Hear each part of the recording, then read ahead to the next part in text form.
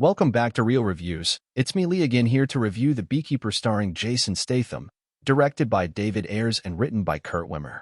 This movie was released on January 12, 2024. At the time of writing, it has a 67% on Rotten Tomatoes, a 6.7 on IMDb, and a 55 on Metacritic. If I am being honest, those feel a bit high, but let's get into why. First off, I am sure you are going, "Hey Lee, what the heck is The Beekeeper?" And I don't blame you for that. I didn't see much marketing for this, only a trailer that I think I saw twice. I will explain the vague plot, and you will think of probably 5 other movies that fit.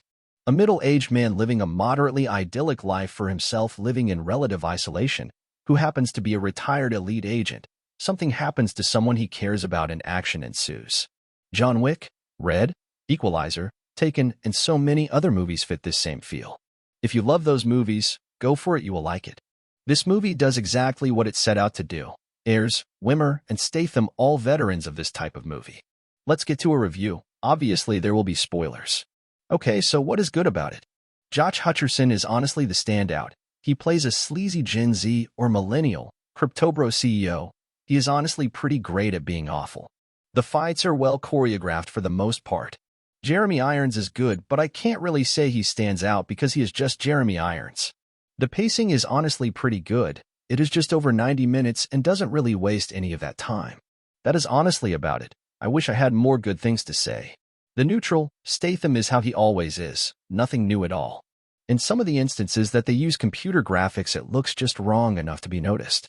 I am not sure what this movie is trying to get at because it seems to be teetering on a political motivated message, but it never builds up the courage to take that last step. Alrighty, so to the bad. A large amount of the bad guys are outlandishly cartoonish, especially the final mercenary who is supposed to stop our character from completing his goal. The scammer call center managers are over the top, acting like it is all a game, with a microphone making everyone in the center look at them and talk to them. Earlier I mentioned that the choreography was good most of the time. There are numerous times when the editing is so bad that characters just end up in a different part of the scene for the fight just so it will fit. I actually couldn't tell if he was killing some of the non-bad guy law enforcement in the end, which seems to be his thing. He doesn't kill innocent people, but he throws one down the center of a spiral staircase, blows up a car with one only a few feet away, and at one point the extra dressed as law enforcement is laying there with his eyes open like he is dead.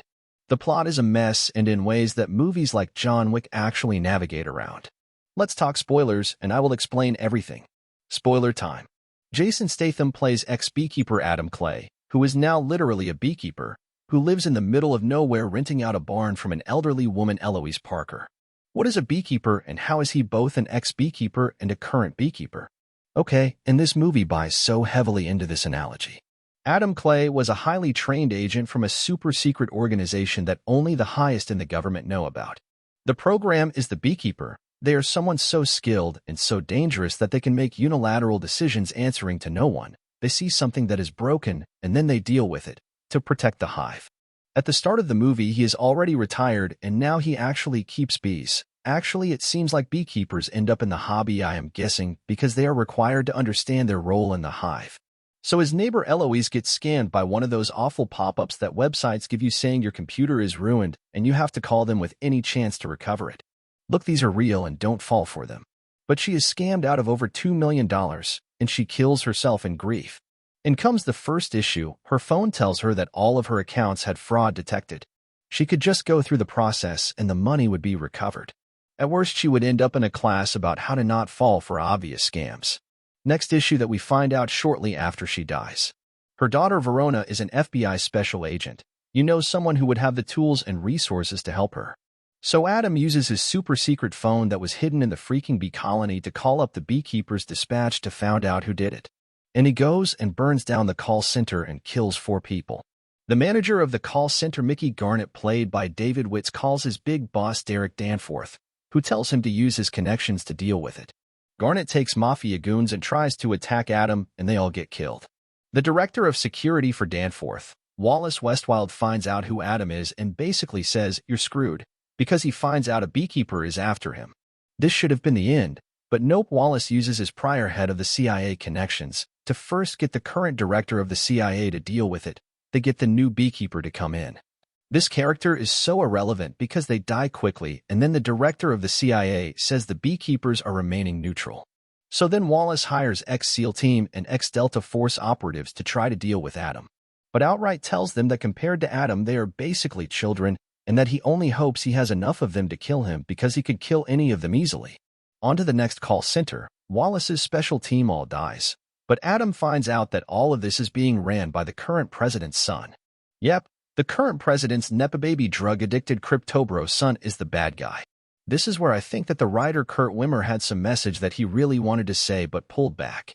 The president is like, yeah, screw you, son, I am going to tell the Beekeeper what has happened, and if that ends my career, oh well. Should you go see it? If you want to see an average Statham movie, or an average action movie, or you really like the retired badass trope, then sure, go see it. If none of those are for you, then no. I would rate this like a 4 or 4.5 out of 10. It isn't the worst movie ever, but plot issues, editing issues, and cartoonish villains make this a bit hard to watch. Are scammers the bad guy? Or is it crypto bros? Or is it the government? Or is it millennials or Gen Z? I don't really know. All I know is that older people, mainly boomers, are the victims in this movie. I knew that going in. The trailer is pretty direct about that being the thing. What is up next? I don't know yet, but stuff will be made for next week, don't worry. If you liked real reviews, like and subscribe to check out my other reviews.